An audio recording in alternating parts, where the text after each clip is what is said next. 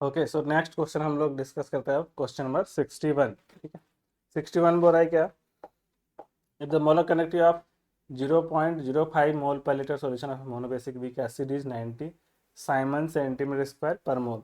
देखो ये Simon centimetre square पर मोल, ये मोलर कनेक्टिविटी दे रखा हुआ है ना, एट कॉन्सेंट्रेशन 0.05, यानी lambda at concentration m, lambda and at concentration c पे दे रखा है 90 साइमन सेंटीमीटर स्क्वायर पर मोल।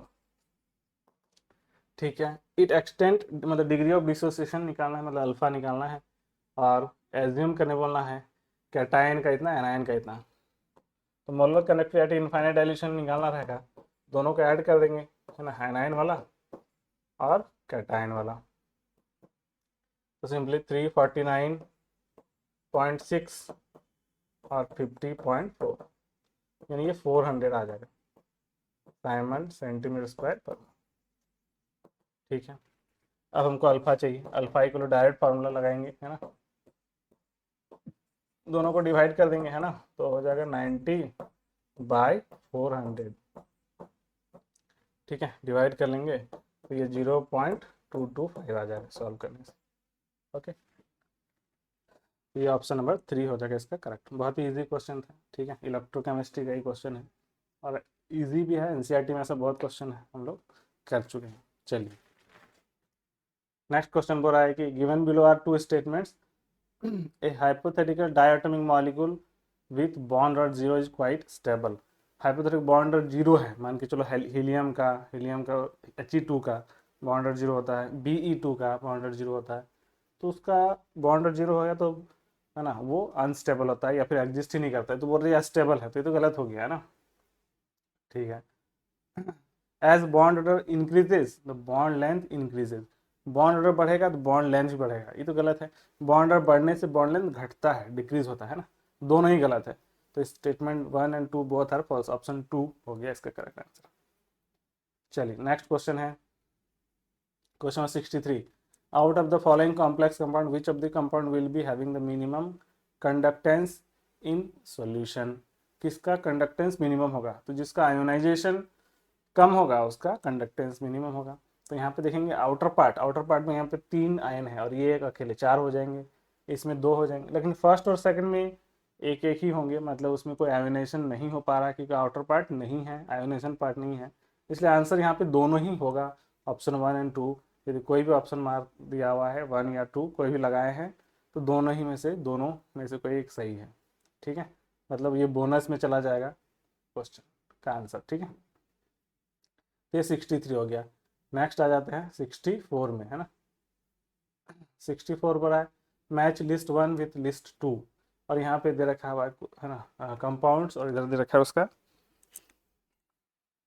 है ना, शेप एंड ज्योमेट्री या हाइब्रिडाइजेशन। ठीक है, ये तो जनरली क्वेश्चन पूछता ही है ऐसा क्वेश्चन। बोल दिया पहला XCO3 पिरामिडल शेप का होता है, sp3 हाइब्रिडेशन, इसे हम लोग सब पढ़ चुके हैं। XCF2 लीनियर शेप का होता है, ठीक है, और लीनियर होगा और sp3 हाइब्रिडेशन हो जाएगा। XCOF4 जो है स्क्वायर पिरामिडल होता है, sp3d2 हाइब्रिडेशन के साथ। XCF6 जो है वो डिस्टोरेट ऑक्टाहेड्रल होता है। तो यहाँ से ऑप्शन नंबर 1 जो है करेक्ट हो जाएगा। ठीक है, चलिए 65 नंबर है विच of the following diagrams gives an accurate representation of the above reaction, कौन एक्यूरेट रिप्रेजेंटेशन दे रहा है। ठीक है, तो देखिए यहाँ पे, है ना, डेल्टा एच का वैल्यू देखा है -74.8, मतलब यहाँ पे डेल्टा एच यदि नेगेटिव है, ठीक है, हो गया क्वेश्चन नंबर 65। डेल्टा एच दे रखा है कितना, -74.8 किलो जूल। ठीक है, तो सबसे इंपॉर्टेंट चीज़ है डेल्टा एच जब भी निकालना है तो ये होता है इंथैल्पी ऑफ प्रोडक्ट, मतलब HP माइनस HR, और ये नेगेटिव होने का मतलब क्या है कि HP का वैल्यू कम होगा, लेस देन, है ना, लेस देन होगा HR से, तभी तो नेगेटिव वैल्यू आएगा, है ना, नेगेटिव आएगा। इसका मतलब HP का वैल्यू कम होना चाहिए, मतलब प्रोडक्ट वाला का एनर्जी डायग्राम कम होना चाहिए। तो प्रोडक्ट वाला का एनर्जी डायग्राम कम है, रिएक्टेंट वाला का ज़्यादा है, ये सही है। और इन दोनों के बीच का जो डिफरेंस है वही डेल्टा एच कहलाएगा, तो ये भी सही है, मतलब ऑप्शन 1 ही इसका करेक्ट होना चाहिए। ये टोटल यहाँ से यहाँ तक तो डेल्टा एच नहीं बोलते हैं, ये भी डेल्टा एच नहीं बोलते हैं, और प्रोडक्ट एनर्जी ज़्यादा भी नहीं होना चाहिए, कम होना चाहिए। तो ऑप्शन 1 इसका करेक्ट होगा। ठीक है, चलिए बहुत बढ़िया, ये ऑप्शन 1 इसका करेक्ट था। इजी क्वेश्चन था ये, तो डायरेक्ट इजी क्वेश्चन दे दिया, बस ग्राफ देख के बहुत सारे बच्चे डर गए होंगे, लेकिन क्वेश्चन इजी था। ठीक है, चलिए 65 हो गया ना, हो जाता है 66 में। ठीक है, 66 इसमें बोला है कि match list 1 with list 2। Humidity है ना, ह्यूमिडिटी जो है हम लोग जानते हैं कि ह्यूमिडिटी कैसे होता है ना, एयर में कुछ कुछ लिक्विड मॉइस्चर आ जाता है, उसको हम लोग ह्यूमिडिटी बोलते हैं। ठीक है, यानी लिक्विड इन गैस, ये हो जाएगा ह्यूमिडिटी। ठीक है, फिर ये एलॉयज हो गया, एलॉयज जो है वो mixture of solid in solid होता है ना। फिर अमलगम्स हो गए, अमलगम्स, अमलगम क्या होता है ना, अमलगम जो है मेटल, जैसे जिंक अमलगम, तो मेटल को लिक्विड में डिजोल्व कर रहे हैं, तो यानी सॉलिड को लिक्विड में, solid in liquid, solid in या liquid in solid, option number 4। Smoke, smoke जो है धुआं, जिसमें डस्ट पार्टिकल्स यानी सॉलिड फॉर्म में होता है, और एयर जो है वो गैसेस फॉर्म में होता है, तो सॉलिड इन गैस, ये डी जो है 3 को मैच करेगा, तो डी को 3 है ना, यानी ऑप्शन 2 करेक्ट हो जाएगा इसका आंसर। ठीक है, next, the correct order of decreasing basic strength of the given amines is, correct order पूछा है इसमें है ना। तो देखिए यहाँ पे पहला है एन मिथाइल अमाइन है ना, ये हो गया अमाइन, एनिलीन, एनिलीन है ना, और एन पे मिथाइल है। ठीक है, तो ये NH3, तो ये जो है एन मिथाइल एनिलीन का स्ट्रक्चर हो गया। ठीक है, ये हो गया बेंजीन अमाइन, ये हो गया बेंजीन अमाइन या एनिलीन है ना। ठीक है, और इथेन अमाइन है ना, इथेन अमाइन, इथेन अमाइन का बोला है, ये एनिलीन को ही बेंजीन अमाइन बोलते हैं हम लोग। इथेन अमाइन, इथेन अमाइन मतलब C2H5NH2, ये इथेन अमाइन हो गया, और लास्ट हो गया एन इथाइल इथेन अमाइन। ठीक है, तो C2H5NH रहेगा ही, और साथ ही साथ इसमें इथाइल भी लगा हुआ है, मतलब दोनों तरफ 2 इथाइल करके लगा हुआ है। ठीक है, तो सबसे ज़्यादा यहाँ पे 2 डिग्री अमाइन है। अच्छा, ये जो नाइट्रोजन है वो क्या होता है ना, रेजोनेंस के साथ डीलोकलाइजेशन है, ये वाला नाइट्रोजन भी है ना रेजोनेंस कर रहा है, डीलोकलाइजेशन है। ठीक है, ठीक है, बट ये सब जो है कोई है ना डीलोकलाइजेशन नहीं है, ये सब फ्री है, मतलब लोकलाइज्ड है ना, ये लोकलाइज्ड वाला हो गया, इसलिए ज़्यादा बेसिक होंगे ये है ना, इन दोनों, ये सबसे ज़्यादा बेसिक ये होगा क्योंकि 2 डिग्री अमाइन है, 2 degree amine plus I effect होने की वजह से सबसे ज़्यादा होता है। ये 1 डिग्री अमाइन है, तो सबसे ज़्यादा ये होगा है ना, फिर ये होगा। इन दोनों में देखा जाए तो इसमें सिर्फ डीलोकलाइजेशन है, रेजोनेंस है, बट इसमें प्लस आई इफेक्ट की वजह से थोड़ा सा ज़्यादा होगा, तो सबसे ज़्यादा बेसिक होगा एन इथाइल इथेनामीन। एन इथाइल इथेनामीन सबसे ज़्यादा कहाँ दिख रहा है, ये दिख रहा है, उसके बाद इथेनामाइन, ये भी दिख रहा है, उसके बाद फर्स्ट वाला है ना, फर्स्ट वाला क्योंकि प्लस आई थोड़ा थोड़ा लग रहा है ना, दैट मीन्स एन मिथाइल, तो ये नहीं आया, एन मिथाइल वाला लास्ट में दे दिया, तो ये नहीं होगा, तो ये हो जाएगा ऑप्शन नंबर 3 इसका करेक्ट हो जाएगा। ठीक है, समझ गए होंगे। तो यहाँ पे हम लोग प्रायोरिटी ऑर्डर लिखना चाहे लिख सकते हैं, इसको यदि मान लेते हैं 1, ये 2, और ये 3, और ये 4, तो 4 वाला सबसे ज़्यादा होगा, फिर 3 वाला, फिर 1 वाला, एंड देन 2, ऐसा होगा आंसर। ठीक है, चलिए नेक्स्ट क्वेश्चन पर आ जाते हैं।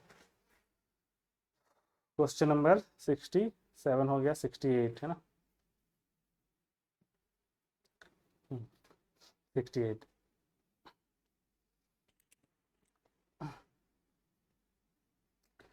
भी है ना, बहुत मुश्किल नहीं, बस है ना नंबर ऑफ एटम्स फाइंड करने थे, तो नंबर ऑफ एटम्स फाइंड करने हैं, तो यहाँ पे देख सकते हो कि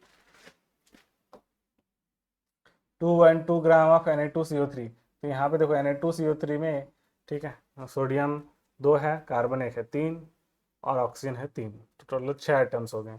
लेकिन मोल निकालेंगे तो इस ये W/M करके 2 मोल आएंगे, तो 2 × 6 यानी 12 आइटम्स हो जाएंगे इसमें है ना, 12 मोल ऑफ एटम्स हो जाएंगे। ठीक है, एटम्स निकालना है तो जितने एटम्स हो वो इंटू मोल निकाल ली। उसी तरह यहाँ पे देखो, यहाँ पे देखेंगे तो W/M करने से 4 मोल आएगा, बट एटम्स कितने हैं, 3 और 1 4, तो 4 एटम है, और मोल्स भी 4 आएंगे, तो 16 है ना, 16 हो जाएगा। ठीक है, सॉरी यहाँ पे 3 आइटम है, तो 12 ही होगा है ना, 12 होगा।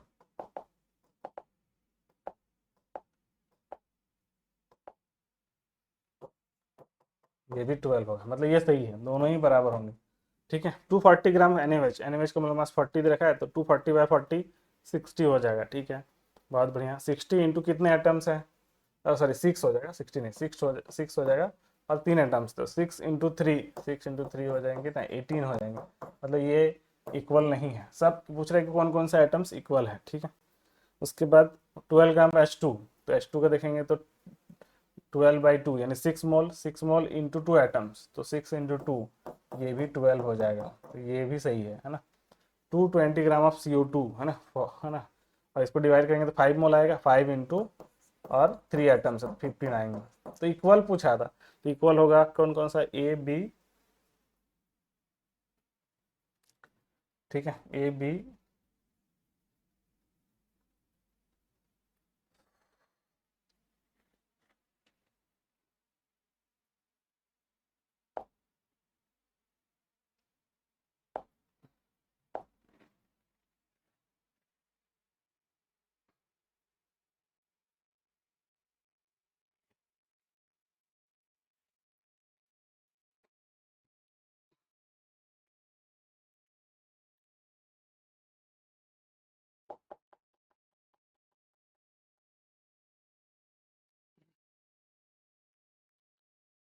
ठीक है। तो इसका आंसर हो जाएगा ए बी एंड कौन सा, डी, है ना, A B and D, है ना। तो A B और D है, तो ऑप्शन नंबर 2 इसका करेक्ट हो जाएगा। ठीक है, चलिए, तो क्वेश्चन नंबर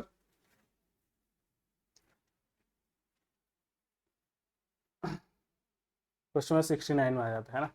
तो ये तो है ना, NCERT में दिया हुआ है, इसको याद रखना है। ठीक है, ये विटामिन का और उसको डेफिशिएंसीज डिजीज NCERT के लास्ट पेज में दिया हुआ है, उसको याद रख लेने से हो जाएगा। ठीक है, चलिए 69 नंबर हो गया खत्म। अब आ जाते हैं 70 नंबर में।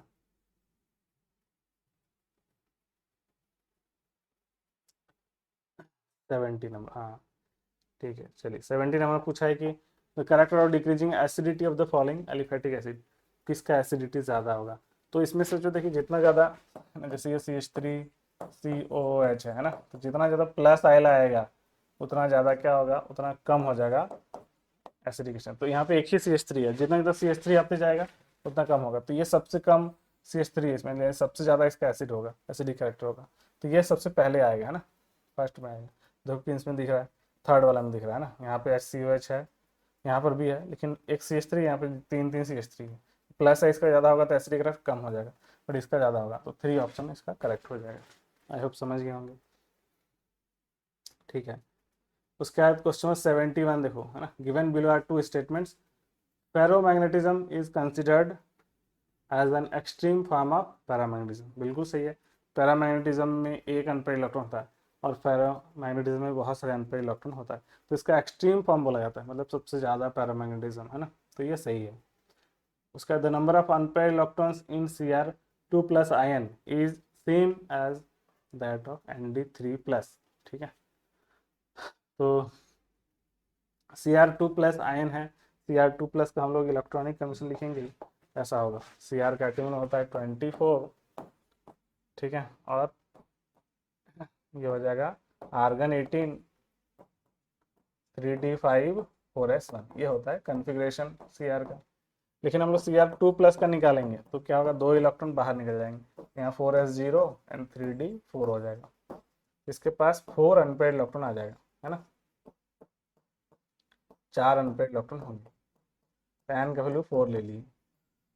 तो बोल रहा है कि अब Nd3+ पर भी देखो, है ना, तो Nd3+, ठीक है, Nd3+ का भी कन्फ्यूजन करते हैं, ये रहा Nd3+, सबसे पहले Nd का कर लो, है ना, Nd का एटम में होता है 60 दे रखा हुआ है ना, ये एफ ब्लॉक का एलिमेंट हो गया, है ना, तो एफ ब्लॉक एलिमेंट है, तो इससे हम लोग क्या करेंगे, जेनॉन 54 लगाएंगे, है ना, और 6s2, ठीक है, और जितना बचा है एफ में लगा दो, 54 + 2 56, तो 4f, 5 भी 0 होता है यहाँ पे, है ना, 4f कितना बच जाएगा तब, 54 + 2 56, तो 4f आ गया, 5f4, ठीक है, ओके। तो अब यहाँ पे Nd3+ का पूछा है, Nd3+, है ना, तो 3 इलेक्ट्रॉन निकालेंगे, तो यहाँ पे 6s में क्या हो जाएगा, 0, ये भी 0 ऑलरेडी था, 4f3 आ जाएगा, तो यहाँ पे 3 अनपेड इलेक्ट्रॉन होंगे, है ना। एफ में 1 2 3 4 5 6 7, लेकिन 3 ही अनपेड इलेक्ट्रॉन है, एन का वैल्यू 3 होगा, दोनों सेम नहीं है ना। ठीक है, तो बोल दिया क्या, सेम एज दैट ऑफ लिख दिया है, तो ये गलत है। पहला वाला तो सही है, दूसरा वाला गलत है। So statement 1 is true but statement 2 is false. I hope समझ गया होंगे। ठीक है, चलिए नेक्स्ट क्वेश्चन आ जाते हैं, क्वेश्चन नंबर 72 में। ठीक है, ये तो पहले से भी पूछा हुआ क्वेश्चन था, है ना। हाँ, हम लोग प्योरिफिकेशन में पढ़ चुके हैं और आंसर भी बहुत सिंपल है। ठीक है, सो इसको याद रखना है क्योंकि एक बार पूछ चुका है नीट में, फिर से रिपीटेड क्वेश्चन हो गया एक तरह से ये वाला, है ना। ये वाला पूछा हुआ क्वेश्चन ऑलरेडी था। चलिए, इसका आंसर 1 हो जाएगा। सेम क्वेश्चन आ गया, बिल्कुल सेम। उसके बाद आते हैं नेक्स्ट क्वेश्चन नंबर 73। 73 बोल रहा है क्या, if for the reaction the backward rate constant is higher than that of forward reaction by a factor of 2500। ठीक है, तो 73 में, है ना, देखो बनाते हैं इसको, के बी, है ना, जो है वो 2500 टाइम्स है के एफ का। ठीक है, ऐसा दिया हुआ है। तो बताइए के पी फॉर द रिएक्शन निकालना है। ठीक है, के पी निकालना है, बताइए। तो के सी इक्वल होता है क्या है, के सी इक्वल होता है के एफ बाई के बी, है ना। तो के एफ बाई के बी करेंगे तो 1/2500 हो जाएगा, है ना। 1/2500 आ जाएगा, ये के सी की वैल्यू हो गया एक तरह से। ठीक है, पूछा है कि के पी निकालिए, तो के पी इक्वल होता है क्या है, के सी आर टी का पावर डेल्टा एन जी, है ना। के सी की वैल्यू दे है, पता है हम लोग को 1/2500। आर का वैल्यू दे रखा है 0.0831